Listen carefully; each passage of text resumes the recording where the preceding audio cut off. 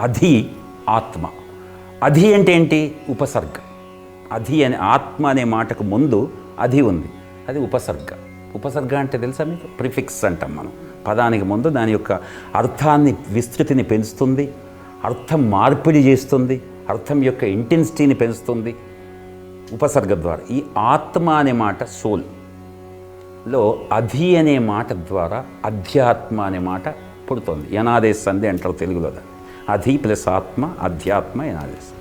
ఈ అధ్యాత్మ అంటే ఏంటంటే ఆత్మకు సంబంధించిన అని అర్థం వస్తుంది, పరమాత్మ అనే అర్థం కూడా వస్తుంది. ఆత్మ యొక్క అర్థాన్ని, విస్తృతిని పెంచుతోంది అధి అనే ఉపసర్గ.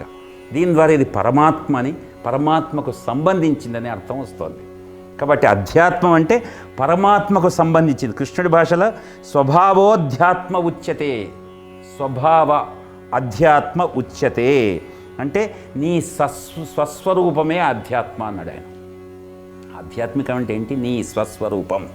స్వస్వరూపం అంటే నిజస్వరూపం. రెండు పర్సనాలిటీస్ ఉంటాయి మనకు, బోర్ పర్సనాలిటీ అని, కోర్ పర్సనాలిటీ అని. కోర్ పర్సనాలిటీ మనలో మనకు తెలిసిన పర్సనాలిటీ, కొంత మనకు తెలియని పర్సనాలిటీ కూడా ఉంటుంది ఇందాక మాట్లాడినట్టు. బోర్ అంటే విచ్ హ్యాస్ బీన్ బేర్ నుంచి వచ్చిన బోరింగ్ అని కాదు, బోర్డం అని. మనం ప్రపంచం కోసం వేసుకున్న మాస్క్ ఒకటి ఉంటుంది, ముసుగు. ఈ ముసుగు తప్పదు, ఎందుకంటే ఎవరికైనా తప్పదు.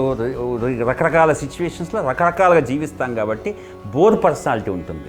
ఇక్కడ శ్రీకృష్ణుడు అధ్యాత్మ అనే దానికి ఏం చెప్తున్నాడు? నీ స్వస్వరూపము, నీ నిజంగా నీ లోపల interiority of you, the core of you, the centre of your being, నీలో ఉండేటువంటి నీ జీవ చైతన్యానికి ఉన్న కేంద్ర బిందువును ఆధ్యాత్మం అంటాము. కానీ ప్రపంచంలో జర్నలిజంలో ఆధ్యాత్మిక కార్యక్రమాలు జరిగాయి అంటే అక్కడ ఇది ఏమి జరగదు.